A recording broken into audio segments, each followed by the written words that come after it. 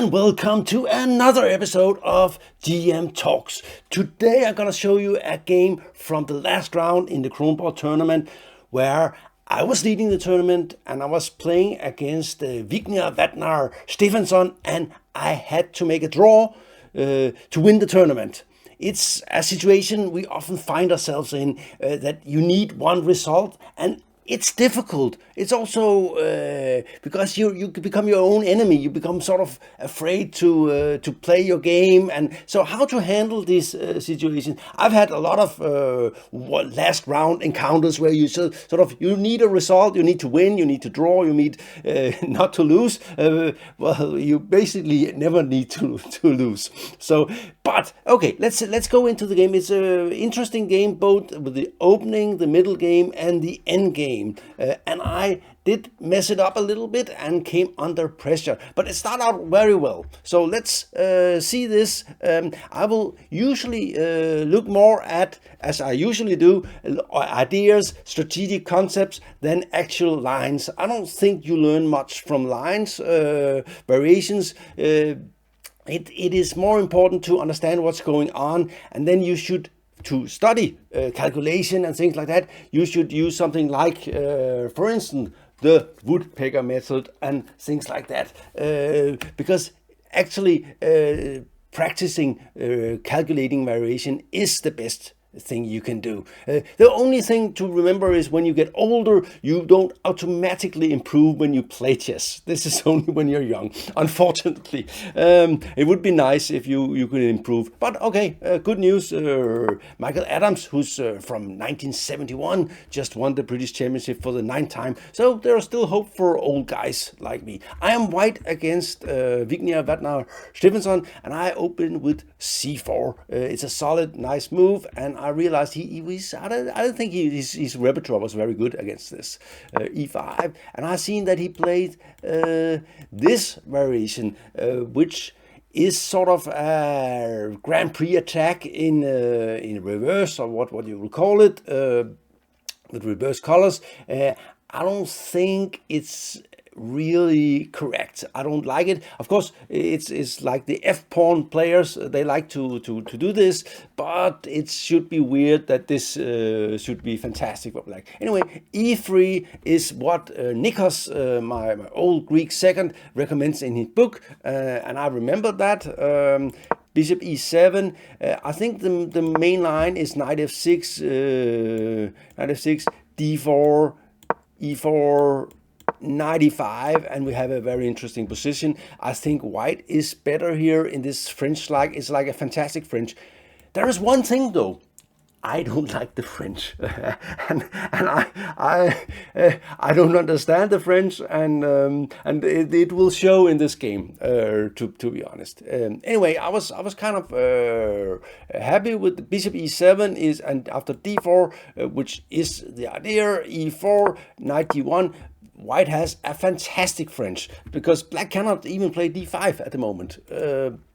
So it's very nice. You just have good moves like this, push the pawns here, and all excellent pieces, solid structure, no weaknesses. Even this bishop here that is supposed to be the bad French bishop, it's not really bad here. It will always come out. So I was very happy here, and he was thinking, and he needed to win. I don't think he has much respect for me, by the way. It seems like he was really thinking, oh, I'm going to beat this Danish guy. And also he won against me in the last year. He won where I was black in the Queen's Gambit, where I just messed up the opening and lost straight out of the opening. So I was a little bit eager to play. It's always difficult to find out, should you play for a win or should you just make good moves? I tend to think you should play optimal chess. That's to get a big advantage is the easiest way to secure a draw. So that's my recommendation. Don't think about it, just make good moves. And this, of course, is a juicy square, so that's natural. And A3 is also what you want to do here. You basically want to push, and of course black does not want to play D5 because of knight F4, and he's already losing the battle over this square. yeah, you can see, I can see like this, and he has to give up this, and his white square will be horrible. Something like this is really terrifying for black. I think it's just horrible. I have fantastic pieces, and sometimes I can even go h5 and threatening knight d6 check.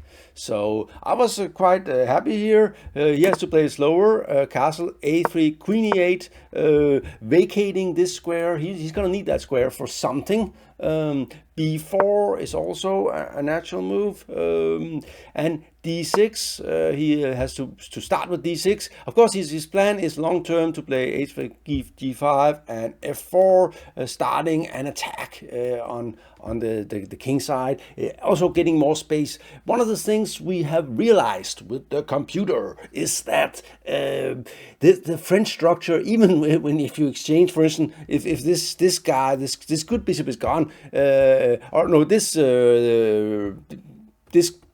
good bishop, bad bishop is gone, even then the French structure is actually a little bit better for white in almost all circumstances because of the space advantage. We're really starting to appreciate space advantage in all settings. Here I make a mistake. Bishop d2. See, I don't know the French very well, and I was afraid of that. Okay, it's better to have it here because he's coming with f4 at some point, and then it's controlling this way.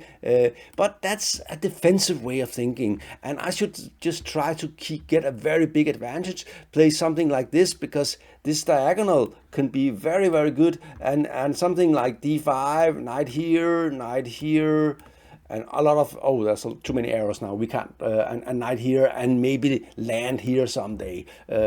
Anyway, bishop d2, wrong already. Now black has more than equalized. So it just goes to show, because often the bishop is here in the French. So I thought, well, it can't be that bad, and it looks more secure than putting it on b2, but it was not. Okay, knight b5, I'm already started to, and I was thinking, and okay, and I'm attacking something here, so that's at least something. He has to do something about it, and he of course did. Knight e6, knight is good here. He's planning c6 and d5 with a nice space advantage, and my pieces started to look stupid. And I have to go d5, and we can now see why the bishop would have been so much better here, because it's and here right, okay, and of course he played a6, nice little move. Knight has to go back, and he goes back, and this was not, and again we can see that the bishop, if I just had it here, I would be happy, but it's not there. So okay, get the pieces out. He's getting these pieces out. I'm getting the knight in here. I was not sure if I should castle king side or queen side, and I was a little bit lost at sea here, because basically I don't play these kind of situations very much. I would probably be better with black, I think. d5, natural move, and I thought, okay, he's pushing it, and I had to go in, so that was the idea. But basically, I'm more or less losing a pawn here. So this was not the plan from the start, and after I played the first 9 move with a big advantage, I played this bishop d2, and since then I've been slightly going the wrong direction. And black plays very well in this phase. This Vignir, he's a good player. Okay, take a knight d8, winning a pawn, but okay, knight comes. I have and bishop finally, and look what, if it has been here from the beginning, he would have been totally toast here, because it would have been my turn, and I could play d4, h4, something.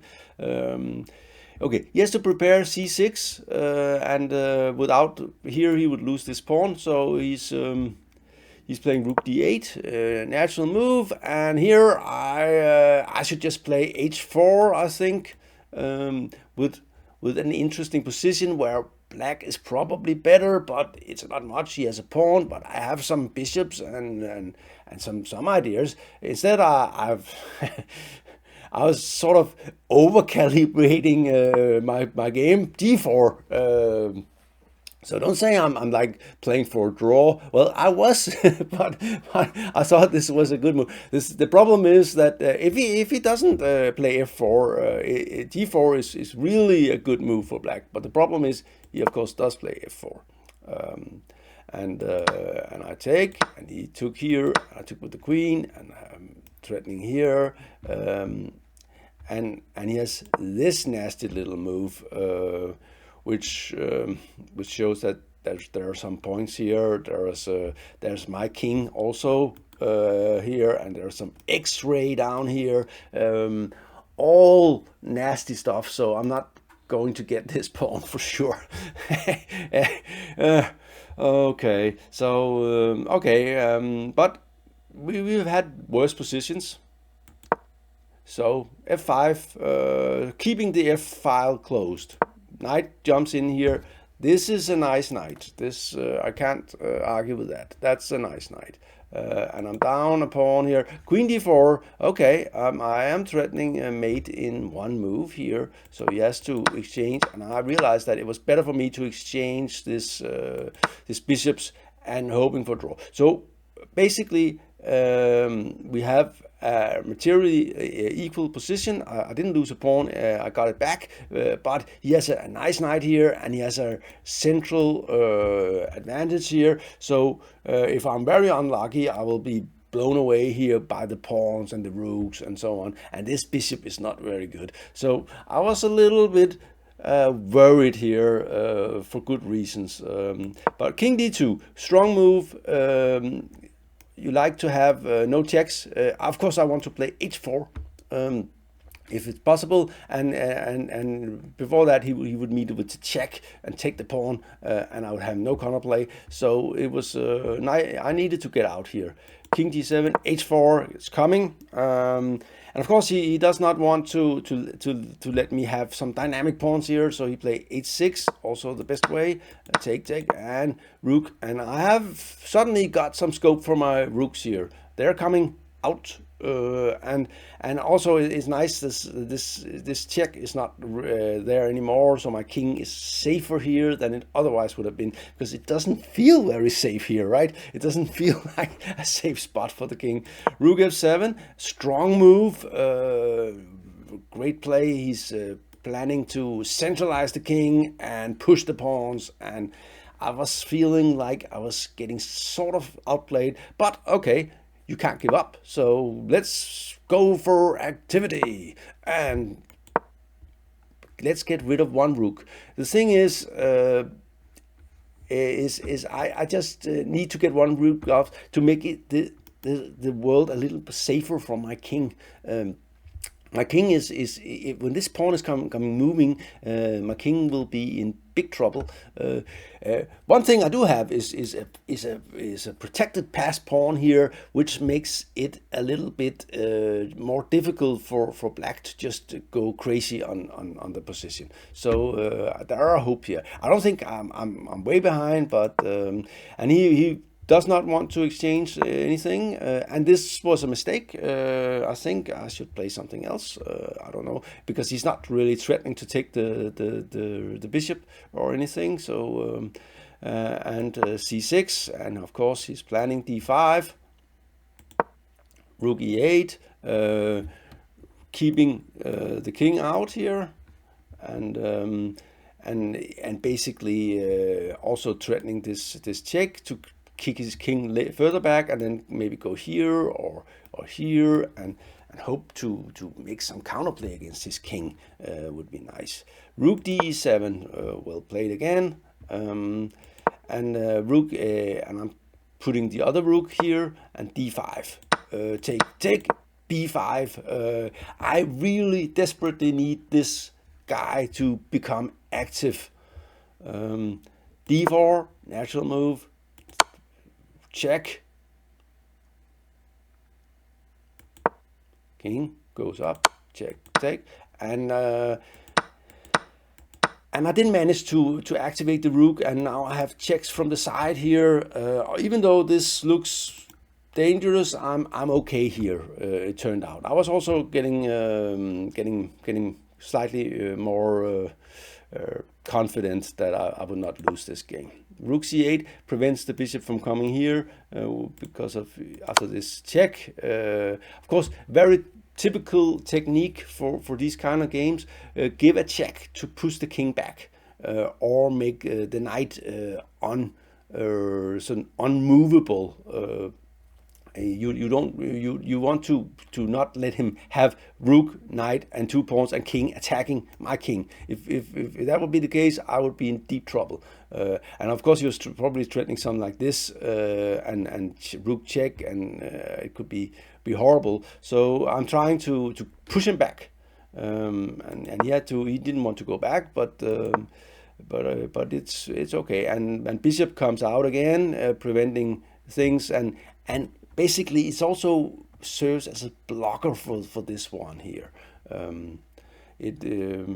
And he chose to go d3, and it does look scary, this one, but now I'm threatening this move, so he has to prevent that. Rook b7, and f6, strong move. So this is a typical idea in this kind of position here. You simply have to seek counterplay when you can, and here we have the rook pinning the knight, but he has a problem that he cannot leave the b file with the rook, so the f pawn can move, because actually it's threatening to go f7 and so on, and what to do then. So bishop, because he can't take, I take on d5. So the threat is to go f7. If he takes back here with the rook, I take here, and then we have a nasty little check here, and what do you call it, billiard, where you just hit the ball from behind, right? I don't know what the English term is. In Danish it's nakkeball. Okay. Bishop b2, rook to b2, check. Of course, it would be nice for him to get this pawn, so we have to protect it and hope nothing bad can happen here. And it turns out that the f pawn is really difficult to stop. So d2, and here I make a mistake again, little bit too worried. I should actually go to f1. That would have been the correct move, to avoid anything. It looked very natural to go to e2. The problem is that after this move, he's it's not so easy. So he's threatening, he's probably threatening this move, right? And bad things could happen here. So king f1 would have been better, because this move, then I'll just go f7 and there's nothing. So I had to take, but that's also pretty good. f7, threatening to queen. Rook has to go back. Check. Can't take. He has to go, and I win this pawn. And I got 4 pawns versus, and this one is of course the important one, against 2 pawns, and it's an easy draw actually. So you just, and he gets the a pawn, and I get the tournament win. So I was happy. And yeah, and here he offered the draw, and I won the tournament. So this was a tough battle, and it's if we just go back, it's very typical that probably psychologically I was in this situation. I had to play this move and just play for a big advantage, instead of playing this timid bishop d2, where the bishop is just bad. So and I think if for instance I had been with the 1 point trailing 1 point to Vignir, I would of course have played bishop b2. So psychologically I made a mistake here, and it's very tough not to play a little bit too timid in this situation. Anyway, I think it was a rather instructive and good game. And remember, if you want to have the maximum from this game, look at the strategic things, think about them during the game. Stop the video, say, okay, what is White's plan, what is Black's plan, What am I trying to accomplish? What would be my dream scenario? What would be the nightmare? These things are questions you can have all the time when you're playing chess, and that will improve your game. This was GM Talks. Thank you for watching.